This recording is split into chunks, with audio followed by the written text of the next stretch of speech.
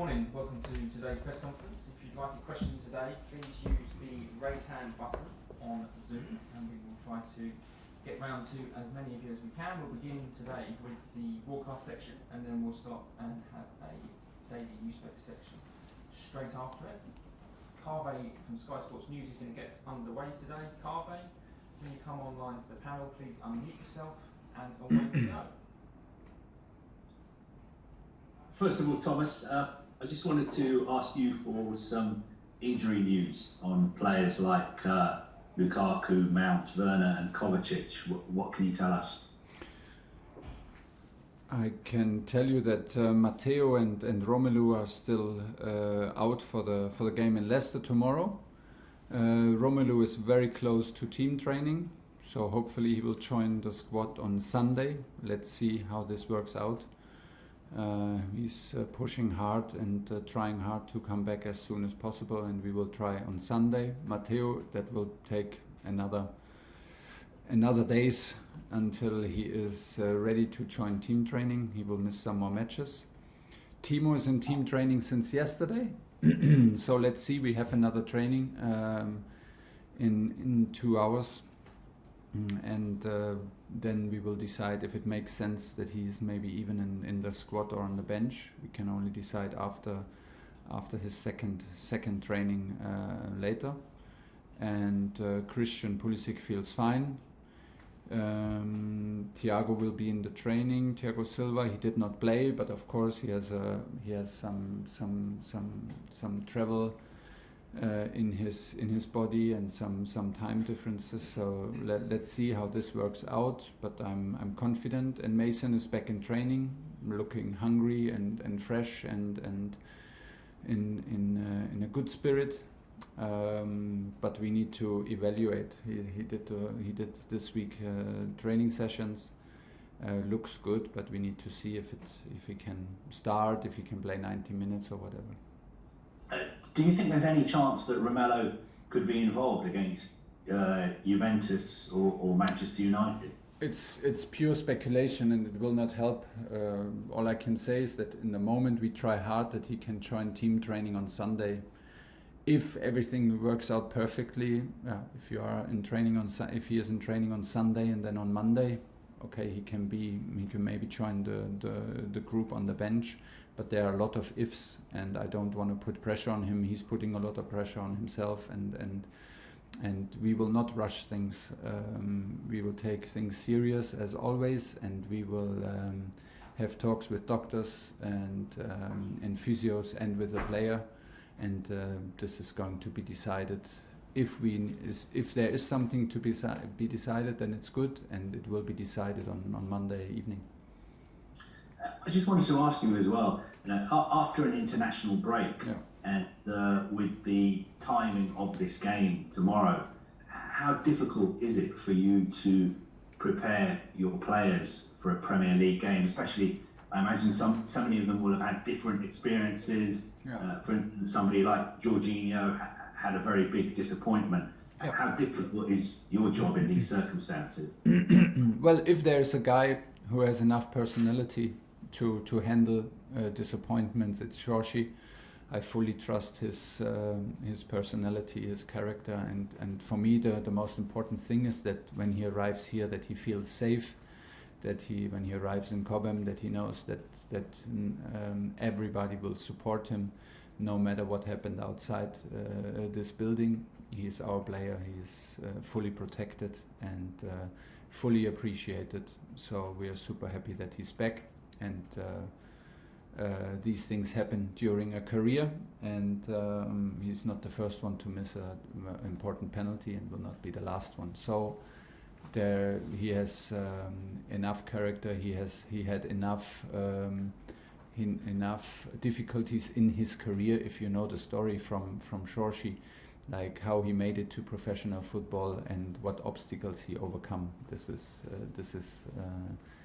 is a bump on the road and not more, and he can feel safe here in Cobham. We will do everything that he feels good and can continue to play on highest level like he did from day one.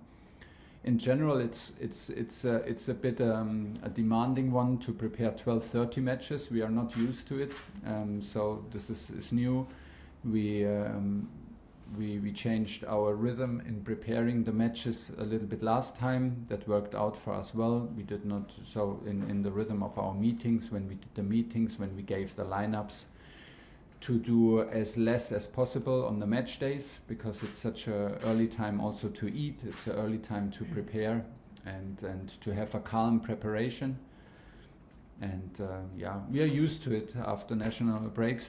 I don't think that you will find a lot of coaches who like it, to have the full squad on Friday and to play it at Saturday at 12:30. But it's the challenge. There are no excuses, and we will not start opening the discussion about excuses. We will arrive well prepared in Leicester this evening, and then it's on us to show how strong we are tomorrow. Last one, Carve. Yeah, just the last one from me. On Conor Gallagher, Gareth Southgate was very, very complimentary about his performance for England and the way he trained with England. How proud are you of the fact that we've got another young Chelsea player who looks like he's going to be a star of the future for England? And do you think in your mind he definitely has a future at Chelsea as well? Well, it's too early to talk about it, and it's way too early to talk about it in public before we talk with Conor himself about what he wants and what his goals are. This will happen in summer, because we all agreed that it's the best step, or is the decision. We all agreed to the decision that he wanted to join Crystal Palace and Patrick Vieira as team.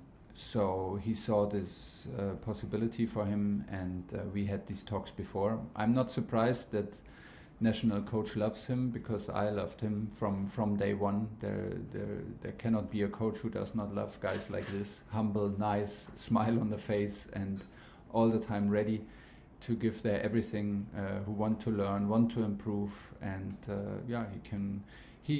I would also as a teammate, I would have loved to play with him, because he's a helper, and he starts on minute 1, and he finishes maybe in the shower, but it's the earliest moment when he finishes running and stealing balls.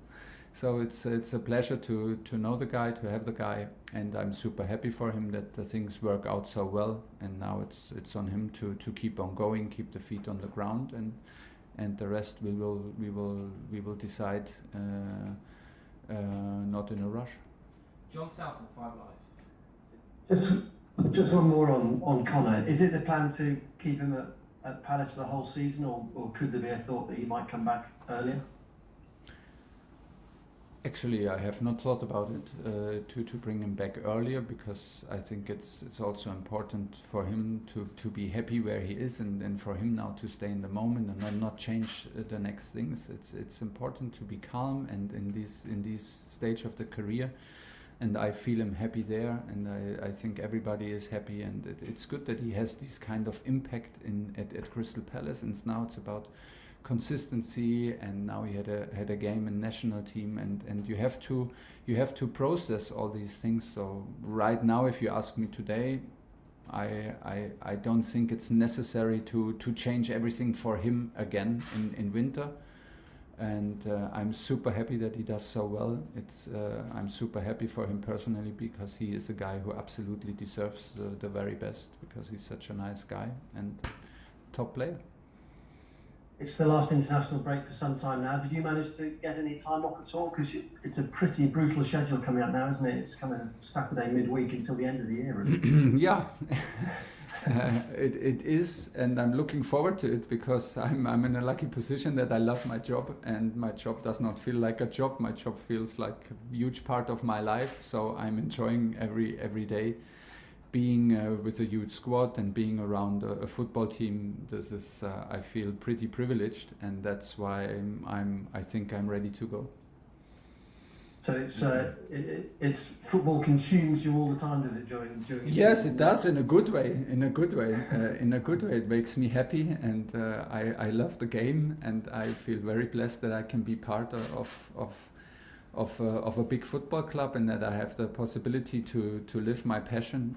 I feel blessed, and I'm first time now. We will play around Christmas and New Year, and the last years I was also enjoying a little break. We had a little break in France. We have our little breaks in Germany. But what did we do? We watched Boxing Day, of course, and so now I'm in the middle of it, and it was pure fun to watch. And now it's hopefully even more fun to be part of it. I'm looking forward to it, and I'm aware of the schedule, but like I say, it does not feel like a job. It feels like a big part of my life, and I'm happy to have the possibility to be here. James Vundra, Sport. Thomas, what type of game are you expecting tomorrow against Leicester? Last season, the two sides were neck and neck in the table until right at the end, but they've had more of a difficult start to this season. Yeah, they had, I think, a key player with Fofana got injured, heavily injured. This can create a bit of trouble in starting to a season. But listen, I think they are a team full of individual quality, full of talent. They have, it's a top club, it's a top team, it's a top coach, and so I expect a tough one. But I expect also a Chelsea team, our team, to play with hunger and with passion. And with a pure will to win, and this is the mindset which we want to install again to restart winning and to restart our engine after the international breaks.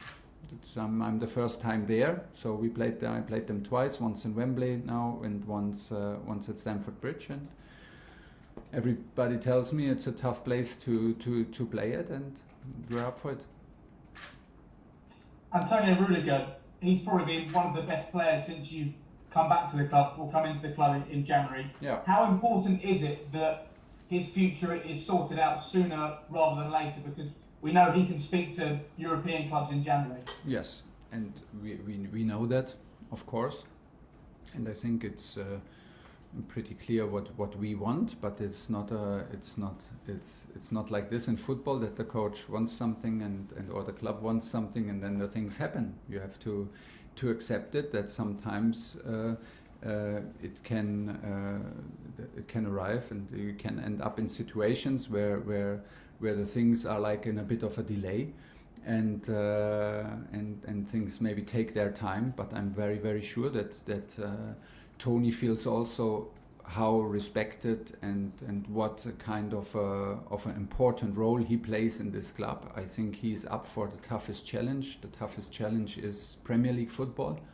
The toughest challenge is to play Premier League football to win titles. So he's a big part in a big club, and I'm very sure that he is aware of it. So I'm calm because I feel Toni calm. I feel the situation calm here inside, and from here we go. I'm happy that he plays like how he plays, and we need him on this kind of level. And finally, it's been spoken about how Conor Gallagher made his England debut this week. We saw Emil Smith-Rowe do the same. Do you think that Callum Hudson-Odoi may change his approach when it comes to England under-21s, having seen two players in a similar position get the call up to the first team? Maybe, but it is Callum's choice in the end, and I will not interfere, and I will not be the guy to decide for him. He needs to decide. If there is something to decide for him, he needs to decide. And the best way to talk is with performance on the field, and next chances is tomorrow. So the minute that he gets, if he gets minutes, he needs to take to let quality speak for himself, and the decision he took, we have to respect it and don't take it personally, and everybody has his own way to approach things, and we are always proud if players play for their country. We always encourage them to play for their country. He decided to stay here now, I think twice, and he was super professional here to also have a possibility to impress us here, and to maybe from his point of view to have the chance to impress people here and get a grip to his starting position at the moment. So fair enough, and I hope nobody takes it personal. And you know, it's not to compare situation. It's the Callum situation, and it's the way it is. Last two, Vishali and Nick Purell to finish. Hi Thomas. Speaking of Callum, I interviewed him yesterday at Cobham. He said he's currently enjoying the title race. He said it's thrilling. As a manager, can you enjoy it when you're in the midst of it? Yes, because if you're in the middle of it, it's proof that you're in the right place, because we work in a club who wants to be in the middle of title races. Nobody expected the title race to be decided in November, and so it's good news if we are in the middle of it, but it's November and there's such a long way to go. It will not help if we speak too much about it. We have to show consistency, like Liverpool and like Man City proved over the last years, and this is on us now to prove that we are capable to do the same thing. And we want to be in the middle of the race. And I know you talked about the injury news earlier on, but what kind of condition did Kai Havertz come back to Chelsea, because he missed that game against Liechtenstein? Yeah, he missed it because of the injury he got against Burnley when he was pushed over the line and into the spectators. So he suffered from that, but he played the second match and is in a good mindset and physically well. So if nothing happens later in training, he's ready to go. And he scored in that game, didn't he, against Armenia? It's now back-to-back goals for him for club and country. Yeah. Do you feel that you see the right signs from him to suggest that he can continue that goal-scoring form? He will continue, no doubts about it, because he has a good character, he has the good attitude. He took the right step for himself to challenge him with Premier League, and in a club like Chelsea, it's exactly the right choice to bring out the best in him. It simply needs its time, and you know, grass is not growing faster if you pull it. It takes its time, and he is still young, and he is very ambitious. So we want the best of him, of course, tomorrow and the day after tomorrow. But at the same time, he's only 22, so maybe there are some years to come for him. And if he will stay and fight for it like he fights for it now, to adapt to Premier League and to adapt to his positions. There will be goals and there will be assists under his belt. This is sure, and I have no doubts. Last question in this section, Nick Purell.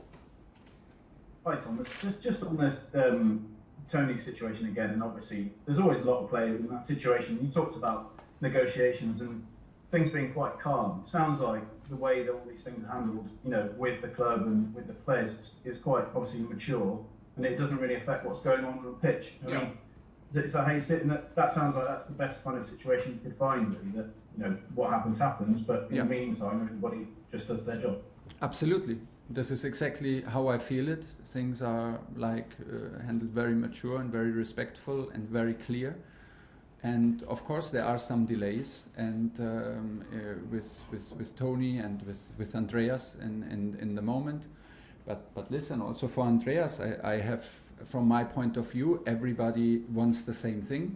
The coach wants the same thing, the club wants the same thing, and the player wants the same thing. So hopefully, and obviously, I expect some good news in the next days. But every case is different, and like you said, you can end up in situations like this, but the situations are handled from all sides very carefully and very, very professional, very calm, very mature. And so during the process we can produce performances that we need to fulfill our goals, and that's the most important thing. Okay, that's the end of the TV section. We're now going to do the daily